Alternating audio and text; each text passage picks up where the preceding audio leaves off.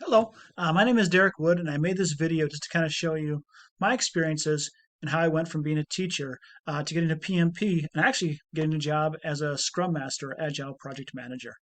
So let's go ahead and let's get started. So, first off, I decided to leave my teaching job in 2020, which was kind of a tough time to make a career transition. But at the suggestion of a really good friend, I started looking into project management and I started learning about it and thought this was pretty exciting, looked like a pretty fun field. So I decided to go into project management and being a teacher and being used to being college educator and everything, I wanted to find a good course on it, and I did find one. So I went to the University of St. Thomas, and I took their certified professional project management course. Here you can see what the course looks like, and I will link this in the web video down below.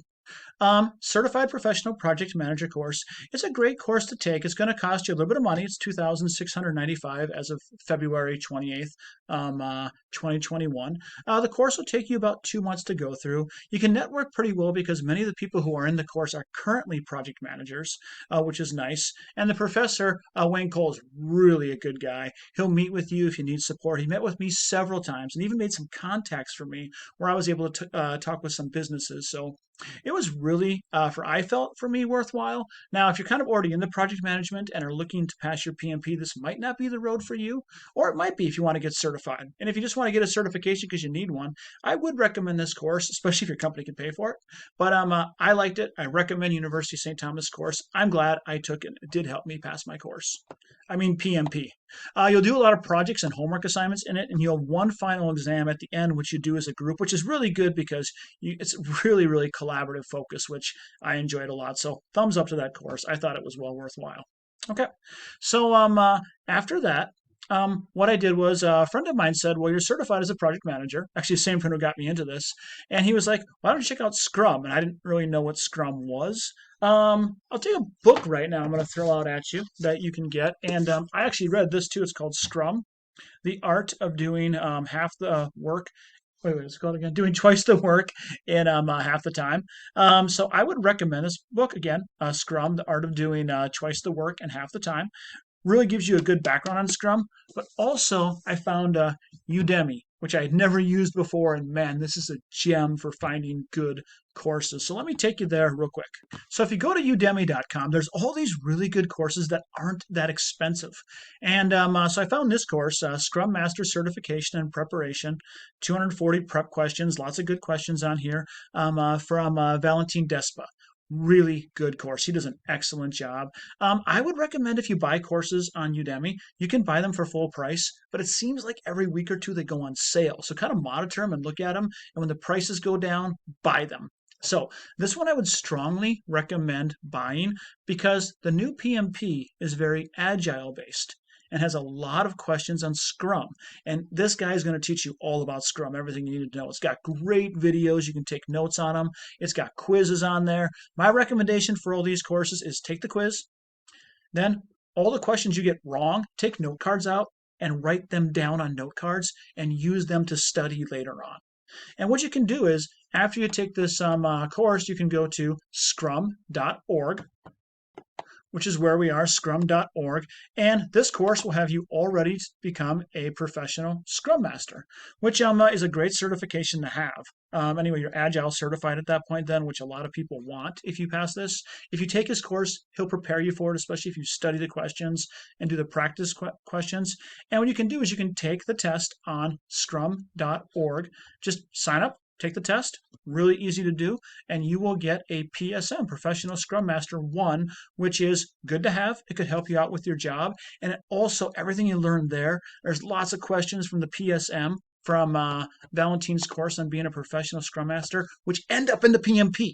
So you get kind of like double bonus on that one. You get to become a professional Scrum Master and you're ready for the PMP test, which is, Agile is big on the new test. So that's what I would recommend doing. I'm going to go on to our next step here.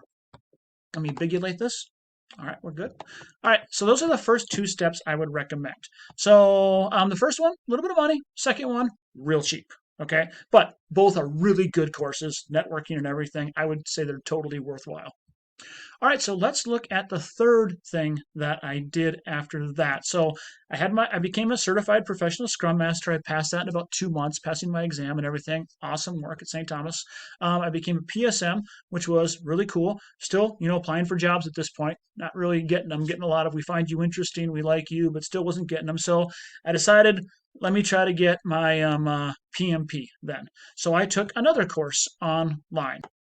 I took this one from Joseph Phillips. Now, I'm going to tell you a little secret here. I was trying to pass this course at the end of 2020, so I was totally trying to crash this course. So I went through this course offered by Joseph Phillips, which was really good, and I went through it in about 2.5, 3 weeks. I wasn't working at that time, so I just crashed it. I actually got my parents to look after my kids, which was really cool. And I totally tried to study and dive into this, and I probably tried to crash it a bit too much. And I end up not passing the exam on my first time, even though that's what this course is kind of called. But I'll put a lot of that on myself, that I think I went a little too fast on that. So I did not pass the course the first time I took it. However, I learned a lot about the course. The reason why I was trying to rush this so much is because I heard the course was changing.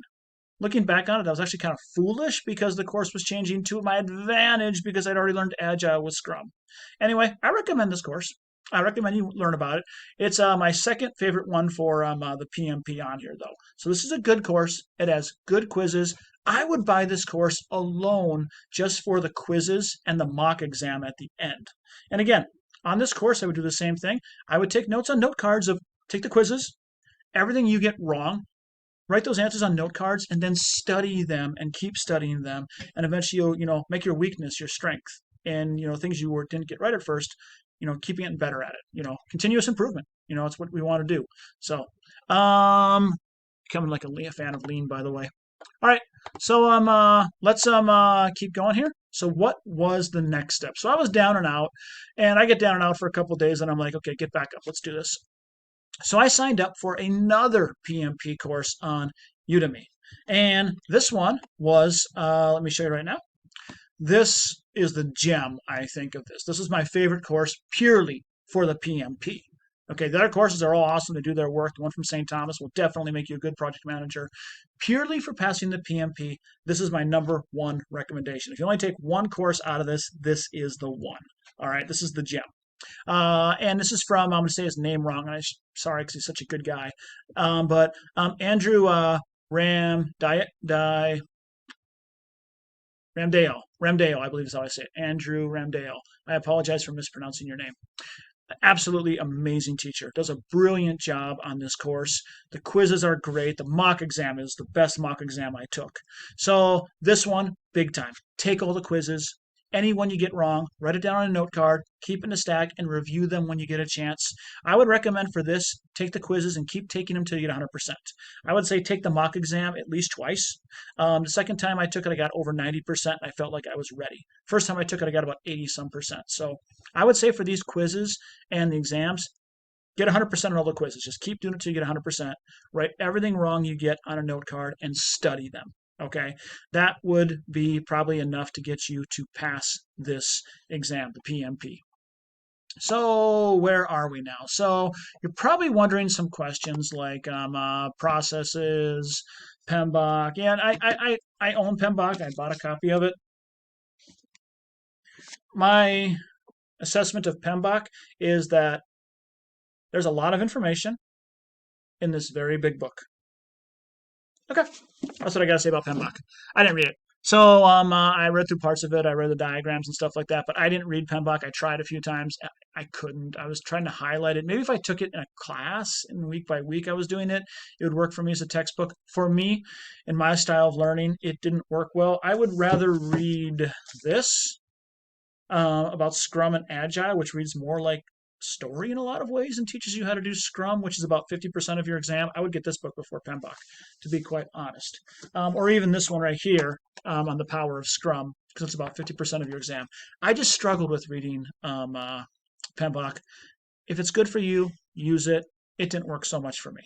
Okay, so quizzes and note cards, huge. Go to the quizzes, take the quizzes multiple times, write the answers on note cards, and go over them. The one right here, though, this number 4 right here, this is the course that I find to be the Cadillac of the PMP. Just so good, a great mock exam. I absolutely loved it. So also I'm going to hit up again, get your Scrum certification. Just do it. It's getting a PSM1. It took me about a week and a half, 2 weeks of going through the course and studying it and then going to scrum.org. Maybe it'll take you longer, maybe it'll take you less. I don't know. But I would really recommend getting a PSM1 before you get your PMP. You're double certified then anyway. So I'm going to show you one more thing that I did that I think helped me out as far as like the 49 processes and the 5 knowledge areas and all that went. So where did I put that? Yeah, I forgot my main point about PMBOK there. So let's go to the 49 processes and 5 knowledge areas, right? That's what they're called, right? All right, cool. So let's look at these here. So here's what I did. I made this on a piece of paper is what I did. And I'm not going to put all the processes in here. You can do that on your own. You can find them in PMBOK. You can look up the 49 processes online. You can find charts like these. Any course will have it. So what I recommend you do is this. Write them out and see if you can fill out this chart somewhere between 5 and 6 minutes with all the processes and where they go in here. And then do it again, and then do it again, and then do it again until you get it down. And as you make mistakes, just focus on those areas and try to do it again. For numbers, here's how I did the numbers. There are 49 processes, and it helped me if I knew which areas they were in. So for integration, we have 7, scope 6. I'm going to stop right there. Here's how I memorized the numbers. I made it into a telephone number. So what I did was this. Who am I calling?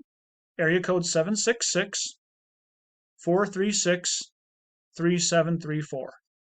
We used to memorize numbers. I'm only 42 years old. I used to have like 30, 40 phone numbers in my head memorized. Just I knew my friends, everybody. I still know my parents' phone number because it's memorized in my head. So make this into a phone number. 766-436-3734. Say it over and over. Put it into the same area code if you're in the United States watching this. Sorry, if you're outside the United States, this is that's how I did it because how I remembered phone numbers. 766-436-3734. Break it up into 3, 3, 4. And then when you're doing your, you'll have the numbers for that down. I also a big believer for this one. I end up making an acronym out of integration, scope, schedule, cost, quality, resources, communication, risk, procedures, stakeholders. I hope I wrote that down right. So I made an acronym. I did. Here was my strategy. I saw 7 cute quails running close to a really pink station wagon. Might be kind of lame, but that's actually what I did. That's how I remembered it. So I saw 7 cute quails running really close to a pink station wagon. And that's how I remembered the processes in order of how they went with the numbers. And this helped me out with when I was trying to memorize this. The numbers up here, initiation, planning, executing, monitoring, controlling, closing. I just kind of remembered them 224, 10, 12, 1. 224, 10, 12, 1. 224, 10, 12, 1. That's kind of ridiculous. But I kept doing this part over and over again just so I had the processes in order. And then I put them all in here through here because there's 7 of them in integration, 6 of them in scope, and you can write them down in there, validate scope, control scope, all that kind of stuff. Put it in there, and I would memorize this and be able to fill out this chart, be able to get a piece of paper out, pen, everything, this would be definitely a spot where you would want high touch, low tech. Get out a piece of paper and be able to make this chart, fill it out within 5 minutes. So that is my secrets to passing the exam. So just a quick review. Oh, I added that one more thing. Agile, agile, agile, agile, agile. This exam's got a lot of agile on it. You'll want to know agile. So it's 50% or more agile. I didn't count the numbers, and I won't tell you exactly because PMI might get mad at me. But there's a lot of agile on it. You're a servant leader big time in this test. You are a servant leader bringing bread to water to people. And the last one is find root causes. Bring people into the room and search for the root causes, what you should do to pass this exam. And it's probably what you should do to be a good project manager. I mean, really, 90% of our job is communication anyway. There's the courses again. I'll link them in. I hope this helps you. Good luck, everybody. Hope this helps. Have a good day.